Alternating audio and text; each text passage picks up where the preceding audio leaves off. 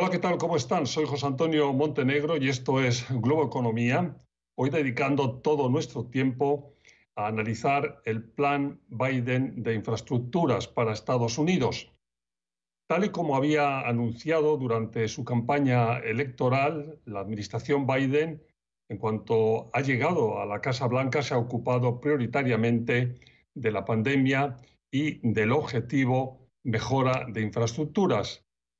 En este segundo capítulo, presentando un plan de 2,3 billones de dólares, 2,3 millones de dólares, que tiene como objetivo modernizar el país desde una óptica de sostenibilidad que no solo se equipare a lo que ya están haciendo países como China o Europa, sino que tome de nuevo el liderazgo perdido en este país en esa consecución durante mucho tiempo.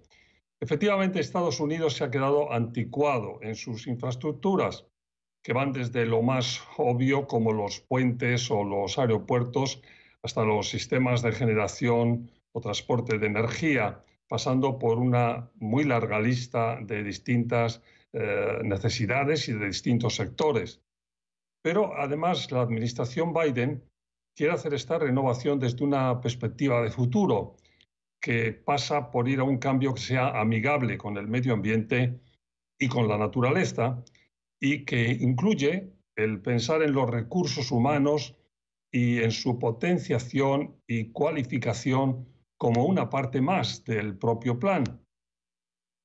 En un país en el que no se ha conseguido por décadas hacer ninguna obra pública verdaderamente ambiciosa, nos tenemos que remontar a los tiempos del presidente Johnson en los años 60 o incluso más atrás, en la época de Franklin Delano Roosevelt, para encontrar algo verdaderamente destacado en este capítulo. Las dudas de si podrá lograrse son absolutamente todas, sobre todo en un momento de tanta polarización entre los partidos.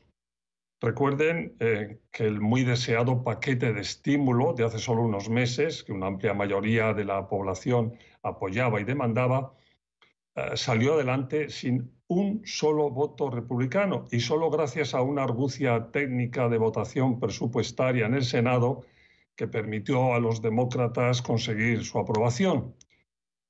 Que Estados Unidos necesita una fuerte inversión en infraestructuras es algo objetivo, que nadie duda y que los expertos además nos repiten por el poder dinamizador que una inversión de este tipo podría tener en estos momentos en los que el país se encuentra deprimido por los efectos devastadores de la pandemia. No se trata solo de inversión pública, sino también de inversión privada importante que generaría un plan de esas características de una forma verdaderamente significativa para el país y que además, enfocado con criterios de futuro, podría dinamizar la estructura de muchos sectores que, como el de energía que citaba ahora mismo, no han avanzado en Estados Unidos a la velocidad de los tiempos. Pero pausa y entramos en detalle con la ayuda de mi invitado hoy, Federico Villalobos, socio de la consultoría Deloitte y especializado precisamente en la financiación de infraestructuras. Enseguida, aquí en Globo Economía.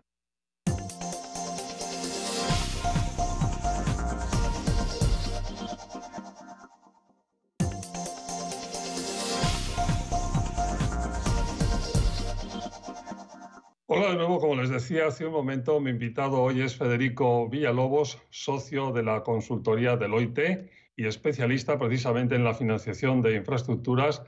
Federico, bienvenido a Globo Economía. José Antonio, encantado de estar acá y de compartir un tema tan relevante como es el plan de infraestructuras que propone la administración Biden en su primer año. Muchas gracias, pues bienvenido y vamos rápidamente con ello. Yo decía en mi introducción que, bueno, este país, si hay algo obvio, es que necesita, ¿no?, una mano de pintura, ¿no?, en el tema de infraestructuras, ¿no? Es algo imperioso, ¿no? Correcto, sí, bueno, y de ser la primera potencia económica a nivel global, pues cuando uno mira los índices de competitividad específicamente en lo que tiene que ver con infraestructura, se ubica en la posición 13 de 141 países a nivel global en infraestructura de transporte, y en lo que conocemos como utilities o agua, energía, se encuentra en la posición 17. Y más recientemente, la Sociedad Americana de Ingenieros Civiles lanzó su evaluación sobre el sector infraestructuras y señala unas deficiencias importantes. Se obtiene una nota general de C- a nivel país, pero hay ciertos sectores en particular, como lo es de nuevo el transporte, entiéndase carreteras, pero también transporte público, donde la nota es una D, una D menos, y donde hay una especial necesidad de inversión para precisamente poder pues actualizar tantos años con una inversión por debajo de lo requerido. Tantos años que yo decía en mi presentación que en muchos casos son casi 100, o sea que es una cosa increíble porque para pensar en grandes obras de infraestructura en este país hay que irse a los años 60 con Johnson, quizás hacia atrás un poco en la época de Eisenhower y todavía más atrás Franklin Delano Roosevelt. Ahí están las grandes obras, sin ir a las históricas como el canal Erie y estas cosas que se han hecho en este país, pero luego de repente se paralizó y los últimos 40 años han sido un erial, un desierto, ¿no? ¿Por qué? ¿Por qué esta poca intervención en ese sentido? Sí, yo creo que hay un tema, y como lo dices muy bien, esa gran visión, digamos, de una inversión fuerte en infraestructura, hay que remontarnos a esa época. Y lo que ha pasado hacia adelante es básicamente que se ha perdido ese empuje que tiene que venir también del gobierno federal, un poco para apoyar el esfuerzo que hacen los estados. Actualmente, si uno mira las cifras en inversión en infraestructura de transporte, más del 90% realizado por los estados, con el restante, digamos, de unas pequeñas aportaciones, unos grants que da el gobierno federal, pero ha sido falta, y hasta ahora lo estamos viendo, digamos, lo que es una apuesta propiamente del gobierno federal para impulsar lo que es el desarrollo de infraestructuras a lo largo de todos los Estados Unidos. Yo creo que aquí ha habido tal vez un tema de visión que está en la mesa en este momento, y también un tema un poco de vivir de la inercia del pasado, ¿no? Aquellas grandes inversiones permitieron a los Estados Unidos contar con una red de infraestructuras que, si bien no está digamos, a la altura de lo que está la ubicación de los Estados Unidos como potencia económica, es cierto que le ha permitido de alguna manera desarrollar sus actividades de cierta forma adecuada y mucho mejor relativamente a otras naciones. Pero precisamente eso, arrastrar esa inercia y saber que ya se hizo una determinada inversión en el pasado, pues de alguna manera hizo que se perdiese ese impulso por una apuesta del gobierno federal por impulsar el desarrollo de infraestructuras. Déjame que te corte aquí, vamos a tener que ir a una pausa, pero cuando volvamos retomamos el tema y además nos ocupamos de un aspecto importantísimo del plan Biden, que además pretende hacerlo, la intención es hacerlo desde un enfoque de sostenibilidad y de adaptación al futuro. Sigan con nosotros, Globo Economía.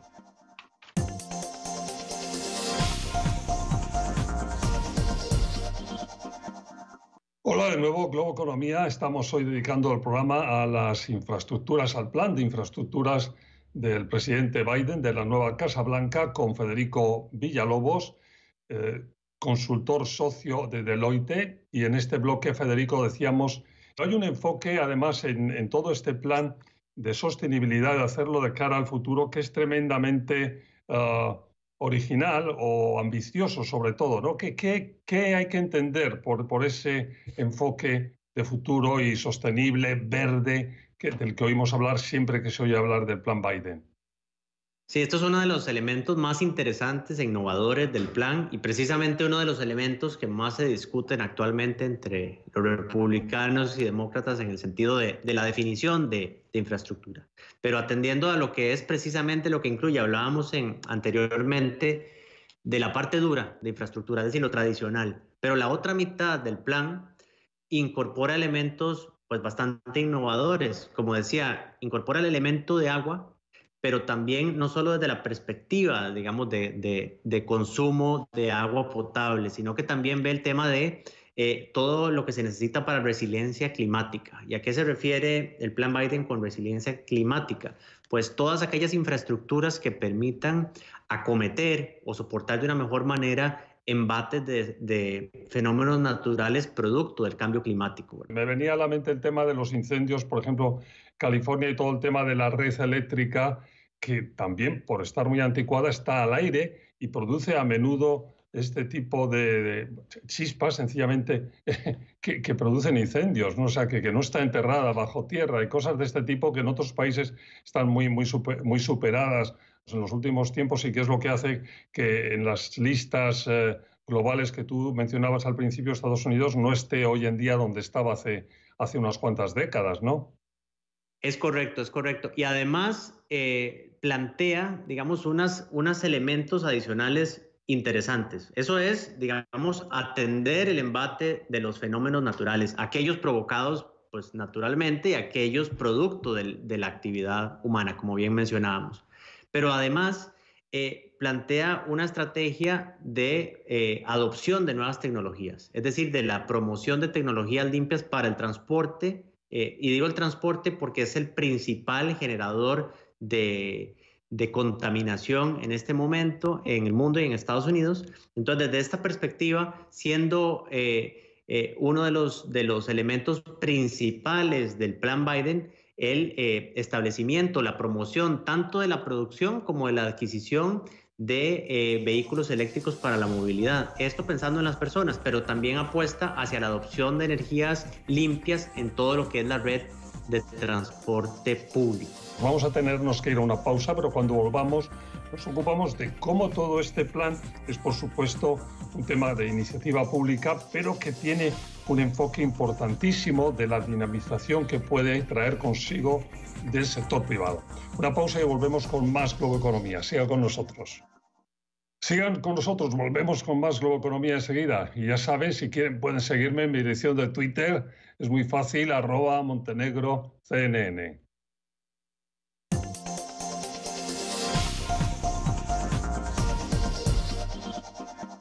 Estamos de vuelta, Globo Economía, hoy dedicando todo nuestro tiempo al plan de infraestructuras de la nueva Casa Blanca del presidente Biden, con Federico Villalobos de la consultora Deloitte. Y en este bloque vamos a ocuparnos de la importancia que tiene el tema de la inversión pública, pero también de la dinamización que este plan supondría para el sector privado.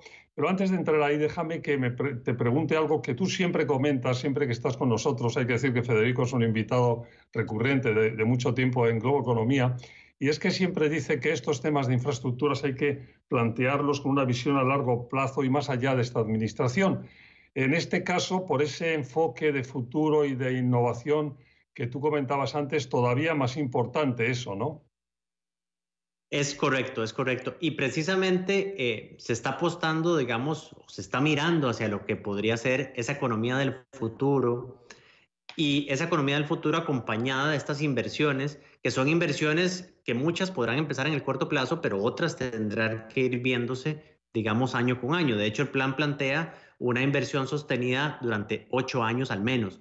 Entonces, ¿qué queremos decir con esto? Queremos decir que hay que ver más allá de la administración, y por eso es muy importante, pues, que eventualmente pudiese existir algún tipo de apoyo de diversos sectores para que el plan se pueda sostener en el tiempo y se visualice como una apuesta, digamos, de los Estados Unidos y no necesariamente, pues, como una apuesta partidaria. Creo que eso es algo muy importante y que es necesario para que el plan, pues, pueda avanzar una vez puesto en marcha sin que se detenga de una manera sostenida en el tiempo.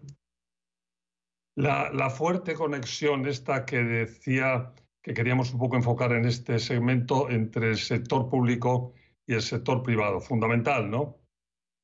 Es clave, es clave. Bueno, yo creo, lo primero, valdría la pena señalar la inversión en infraestructura en momentos en los cuales la economía global, por la circunstancia que todos conocemos, pues ha sido golpeada, evidentemente. Este tipo de inversiones pues ayudan a dinamizar la economía en muy corto plazo, digamos, al poner la economía a trabajar de nuevo. Entonces, desde esa perspectiva, es un elemento clave.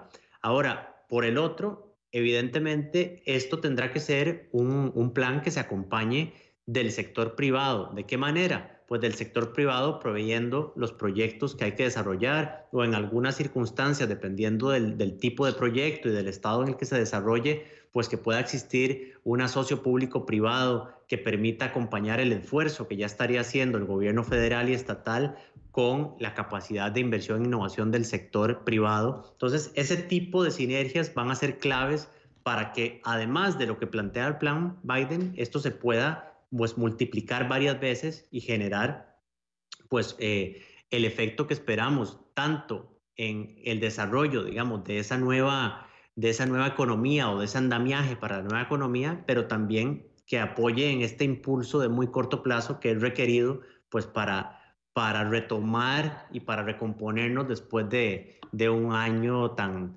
complicado como lo fue el 2020, ¿no? El tema siempre más polémico en estas cuestiones, el cómo se va a pagar. Ahí, ¿cómo se va a pagar? ¿Cuál es el panorama? Y ahí viene siempre algo que tú también me explicas muy bien, que hay que diferenciar entre fondeo y financiamiento, ¿no? Sí, eso es una diferencia importante que siempre hay que tener sobre la mesa. Una son las fuentes de fondeo de ingreso que van a permitir repagar las inversiones y otra es pues el financiamiento, es decir, quién va a poner el dinero pues para precisamente desarrollar dichas inversiones. El plan en primera instancia plantea, digamos, un ajuste en términos fiscales que permita atender las inversiones requeridas. Es decir, se plantea el plan y se plantean fuentes de ingreso. Ahora vendrá una discusión respecto a si esas son las fuentes de ingreso o si tendrá que derivarse hacia otras. Federico, pues vamos a tenernos que ir y a modo de cierre, yo mencionaba antes esos ejemplos históricos, ambiciosos, de grandes inversiones como las de la época de FDR o de la época de Johnson, incluso de Eisenhower.